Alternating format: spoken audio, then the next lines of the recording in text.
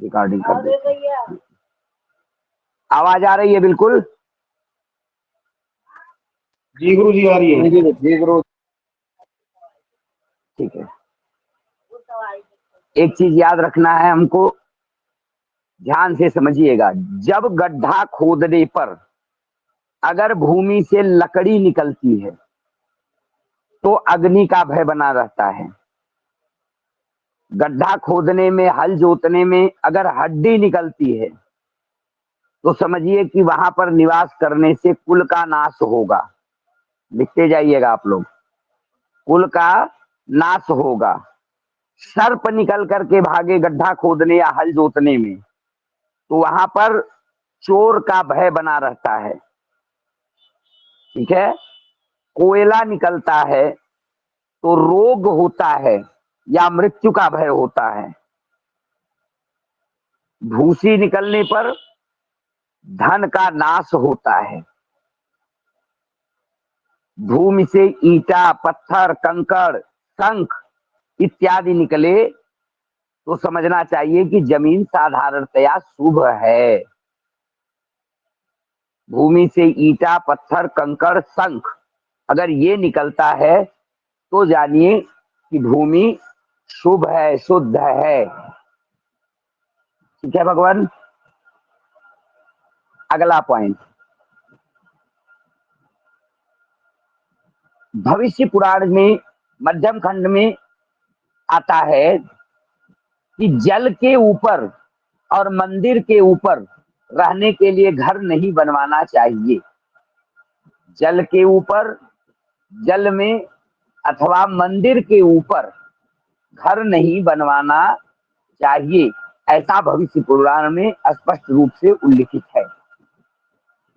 अब आप लोगों को बता रहे थे, हमको बताना था आप लोगों को भूमि के बारे में। एक चीज ध्यान रखिए, लिखिएगा आप लोग। ब्राह्मणों के लिए श्वेत वर्णा भूमि, श्वेत वर्ण की भूमि, सफेद रंग की भूमि। क्षत्रिय के लिए रक्त वर्णा भूमि। वैश्य के लिए पीत वर्णा भूमि और शूद्र के लिए कृष्ण वर्णा भूमि शुभ होती है। अब इसको हम आगे समझाते हैं डिटेल में, पहले आप लिखिए।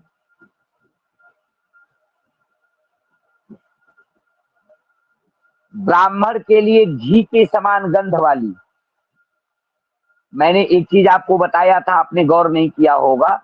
मैंने कहा था आंख, कान, मुंह तीनों एक्टिव रहना चाहिए। आंख, कान, नाक, मुंह नहीं, आंख, कान और नाक। तो पहला आपका आंख से हो गया, भूमि कैसी है, वर्ण देख लिया, रंग देख लिया। दूसरा आता है नाक का, गंध। ब्राह्मण के लिए घृत के समान गंध वाली, क्षत्रिय के लिए रक्त के समान गंध वाली, वैश्य के लिए अन्न के समान गंध वाली और शूद्र के लिए मद्य के समान, मदिरा के समान गंध वाली या मत्स्य। देखिए मद्य और मत्स्य दोनों आता है, मछली जैसा गंध आता हो, यह उनके लिए शुभ है। अब बात करते हैं हम लोग स्वाद की। ब्राह्मण के लिए मीठे स्वाद वाली, क्षत्रिय के लिए कड़वे स्वाद वाली, वैश्य के लिए खट्टे स्वाद वाली। फिर से, ब्राह्मण के लिए मीठे स्वाद वाली, क्षत्रिय के लिए कसैले स्वाद वाली, वैश्य के लिए खट्टे स्वाद वाली और शूद्र के लिए कड़वे स्वाद वाली मिट्टी शुभ होती है।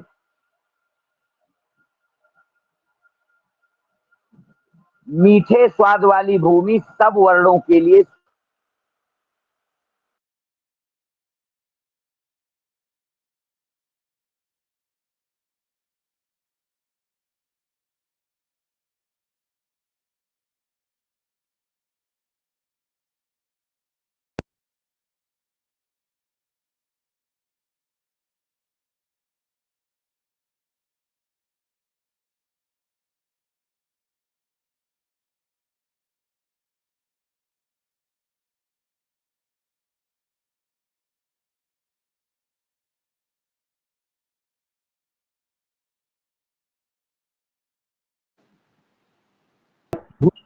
भूसी। हाँ जी, भूसी किसके लिए, क्या किसको प्रकटाती है? भूसी से धन का नाश होता है। गुरु जी जुड़ चुके हैं, जी दोबारा फिर कर लीजिए। जी, धन्यवाद धन्यवाद। लोगों को आ गई थी।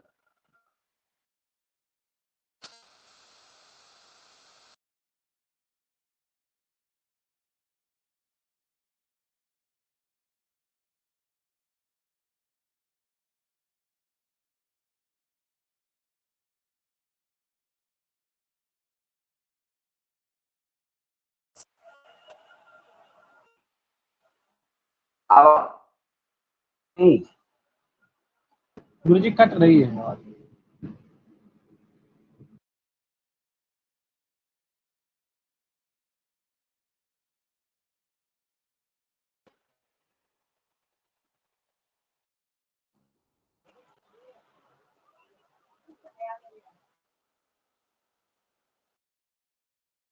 एक मिनट बाबू, बस एक मिनट रुको।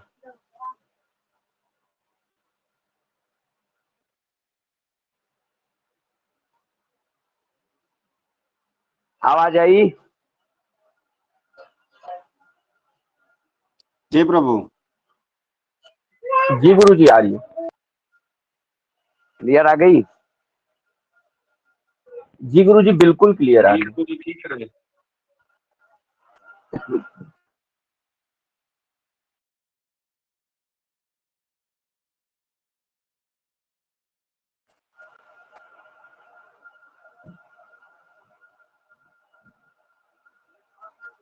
कोई बताएगा कहाँ तक पढ़े थे हम लोग? गुरुजी आंख, नाक और स्वाद का कर लिया था। स्वाद हो गया था, ठीक। जी अब इसको समझना है हमें। अब इसको हम लोगों को समझना है। समझना क्या है? सबसे पहले पॉइंट नंबर 1, पहले पॉइंट की हम बात कर लेते हैं। ब्राह्मण के लिए श्वेत वर्ण का, जब आप किसी स्थान पर जाते हैं तो देखते हैं कि मिट्टी का रंग कैसा है। सफेद रंग की है मिट्टी, रक्त वर्ण लिए हुए है, पीत वर्ण लिए हुए है, या कृष्ण वर्ण काली है। कहते हैं लोग ना, वहां की काली मिट्टी है, या वहां की लाल मिट्टी है, या कहीं कुछ जगहों की मिट्टी दूसरे रंग की होती है। तो आप उस स्थान पर जा करके देखते हैं, कुछ स्थान ऐसे होते हैं जहाँ काफी दूर तक लाल मिट्टी ही विराजमान है। तो ये याद रखिएगा, कभी कभी लोग कहते हैं कि ऐसे स्थान पर अब भाई लाल ही लाल मिट्टी है, दूसरी पूरे क्षेत्र में नहीं है, तो क्या करें? ब्राह्मण यहाँ निवास न करें? तो उसके लिए आप रंग के बाद उसके गंध की तरफ जाएंगे। गंध के बाद आप तीनों प्रयोग को करना है, गंध, रंग और स्वाद। तीनों में, दो में जो इसकी समानता होती है वह फल कथन आप वहां पे कर देंगे। क्लियर है बात?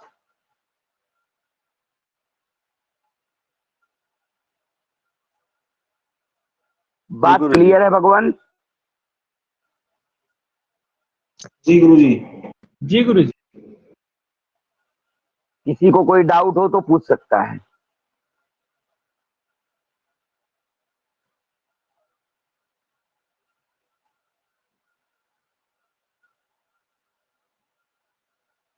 भाई आप नहीं पूछेंगे तो मैं तो यही समझूंगा कि किसी को कोई डाउट नहीं है। गुरु जी समझ में आ गया है, मोस्टली सब समझ में आ गया। मोस्टली समझ में आ ही जाना चाहिए, क्योंकि इसमें बहुत ज्यादा कुछ है नहीं। बिल्कुल बिल्कुल भाई। चलिए, सबसे पहला अब हम इसी को विधिवत शुरू करते हैं। हम गंध को ही पहले उठा लेते हैं, ठीक है? सबसे पहले गंध को बृहद संहिता में उल्लेख है। बृहद संहिता में लिखा हुआ आता है, सस्तौषधि दुमलता मधुरा सुगंधा स्निग्धा समान सुशिरा च महीराम अप्यध्वनि श्रम विनोद मुपागतानाम धत्ते श्रियम किमुत शाश्वत मंदिरेषु। जो भूमि अनेक प्रकार से प्रशंसनीय औषधि वृक्ष और लताओं से सुशोभित हो, मधुर स्वाद वाली, मीठे स्वाद वाली हो, उत्तम सुगंध वाली हो, चिकनी हो, गड्ढों एवं छिद्रों से रहित हो, उसमें गड्ढे और छिद्र न हो, मार्ग श्रम को शांत करने में सक्षम हो, ऐसी भूमि पर वास्तु का निर्माण करना चाहिए। ये बृहद संहिता में उल्लेख आता है। अब करना क्या है, भूमि की परीक्षा कैसे करनी है? जमीन में छोटा सा गड्ढा के उसकी मिट्टी निकाल लीजिए। जमीन में अब 1 हाथ लंबा चौड़ा गड्ढा किए हैं तो भी ठीक है, नहीं किए हैं तो थोड़ा सा गड्ढा, लगभग 8 अंगुल नीचे गड्ढा करिए और नीचे की मिट्टी को निकाल करके उसको सूंघिए। अगर उसको सूंघने से तली हुई चीजों की खुशबू आती है, घी से संबंधित खुशबू आती है, तो समझना चाहिए यह ब्राह्मणों के लिए जमीन उत्तम है। ऐसी जमीन पर ब्राह्मणों के अलावा सभी वर्ण के लोग निवास कर सकते हैं। यहाँ पर परिवार सुखी होगा, समृद्धशाली होगा, स्वास्थ्य सबका अच्छा रहेगा। अगर वहां से अनाज के जैसी गंध आती है, अन्न की सुगंध निकल रही है, व्यापारी वर्ग के लिए बड़ा सुंदर होगा। धनार्जन करने के लिए, दुकान मकान इत्यादि बनाने के लिए, या व्यापार से संबंधित कार्य करने के लिए, फैक्ट्री कारखाना लगाने के लिए यह जमीन बड़ी उत्तम होगी। अगर जमीन में से रक्त की खुशबू आती है, खून की गंध आ रही हो, तो उस स्थान में निवास करने से क्रूर भावना पैदा होगी। ऐसी भूमि पर भवन निर्माण करने वाले लोग उग्र होते हैं, जोशीले होते हैं, ऐसे स्वभाव को धारण करते हैं। क्षत्रियोचित व्यवहार वाले लोग इस जमीन पर निवास कर सकते हैं, उनके लिए यह सुंदर होगा। यदि जमीन पर मज्जा, सड़ी गली चीजों की गंध आती है, यह उत्तम नहीं है। ऐसी जमीन पर दरिद्रता आती है। अगर कोई शूद्र इस स्थान पर मकान बनवाता है तो वह फलेगा फूलेगा, उसके लिए यह मकान शुभ होगा। अब एक चीज यहां गौर करना है, हमेशा याद रखिएगा, ब्राह्मणों के लिए जो जमीन शुभ है उसमें चारों वर्ण के लोग निवास कर सकते हैं। ब्राह्मण, क्षत्रिय, वैश्य और शूद्र, चारों वर्ण के लोग उसमें रह सकते हैं। क्षत्रिय वर्ण की भूमि है तो ब्राह्मण वहां मकान बना के खुश नहीं रह पाएगा, लेकिन क्षत्रिय, वैश्य और शूद्र ये तीनों वहां पर निवास कर सकते हैं। वैश्य की भूमि है अर्थात वहां पर अन्न की खुशबू आती है, अन्न की सुगंध आती है। क्षत्रियोचित वैश्योचित भूमि है तो वहां पर वैश्य और शूद्र ये दोनों निवास करते हैं। वहां ब्राह्मण और क्षत्रिय शुभ नहीं रहेंगे। लेकिन अगर मदिरा जैसी वो आती है तो वो केवल शूद्रों के निवास के लिए है, फिर वहां ब्राह्मण, क्षत्रिय और वैश्य तीनों निवास नहीं कर सकते। ये बात क्लियर? जी गुरुजी। चलिए, अब भूमि का वर्ण, कलर ऑफ लैंड। जब हम वास्तु निर्माण करते हैं तो उसमें रंग को देखते हैं। हमने आपसे बताया बहुरत्ना ही वसुंधरा, पृथ्वी अनेकों रत्नों को धारण करती है। मनश्चक्षुरुपयोन्तम संतोषो जायते भुवि तस्याम कार्यम गृहम सर्वै रीति गर्गादि सम्मतम। गर्ग इत्यादि सभी लोगों का मत है इसमें।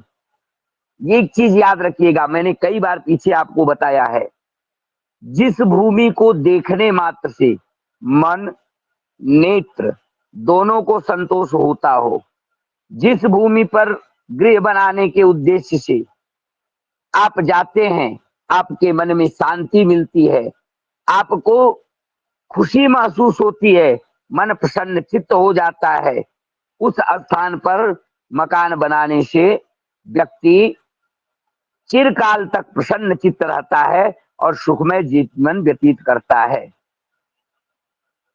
ठीक है।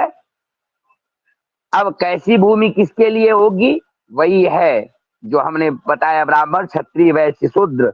उसमें एक चीज ध्यान रखिएगा, जो ब्राह्मणों के लिए जमीन है अर्थात श्वेत वर्णा भूमि है, तो उस स्थान पर चारों वर्ण के लोग निवास कर सकते हैं। रक्त वर्णा भूमि है तो तीनों वर्ण की, पीत वर्णा भूमि है तो दो, वैश्य और शूद्र, और कृष्ण वर्णा भूमि है तो केवल शूद्र के लिए निवास करना उचित होगा, श्रेयस्कर होगा, अन्य लोगों के लिए नहीं होगा। ठीक है, कोई दिक्कत? नहीं गुरुदेव, बढ़िया। सफेद रंग की भूमि ब्राह्मणों के लिए लाभदायक है, आप लोग बिल्कुल समझिएगा, सबके लिए ये लाभदायक है।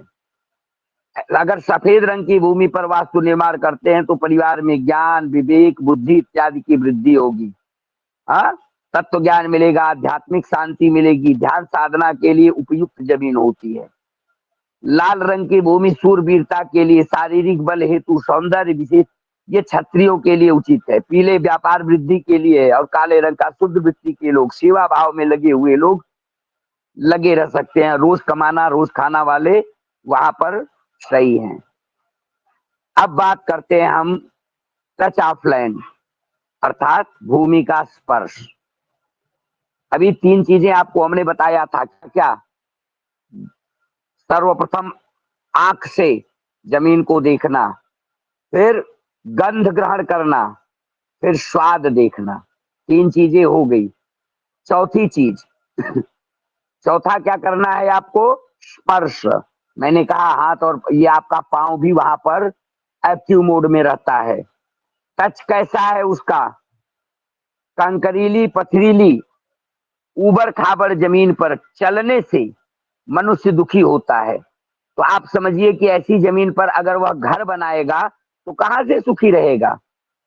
अर्थात अगर जमीन बहुत कंकरीली पथरीली है, जमीन शुभ नहीं है, शुभदा उसमें नहीं दिखाई पड़ती, उसका समतल नहीं है, ऊबड़ खाबड़ ज्यादा है, गड्ढे गुड्ढे ज्यादा हैं, तो ऐसी स्थिति में वह जमीन आपके लिए सुखद नहीं होगी। आप वहां जाएंगे तो आपको सुख की अनुभूति होगी?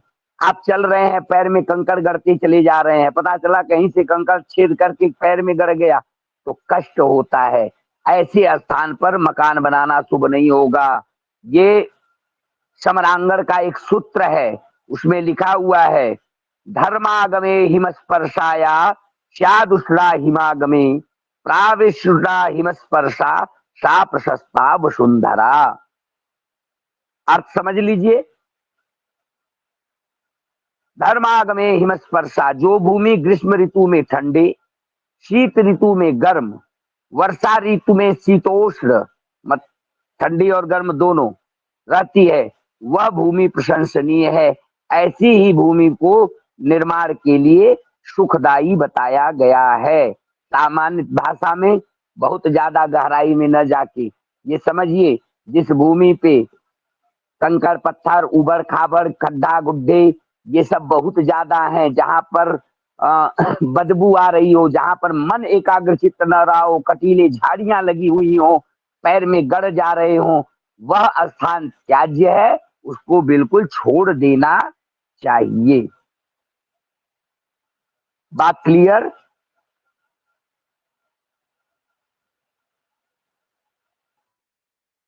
जी गुरु जी। जी गुरुदेव। जी गुरु जी, जी गुरु जी।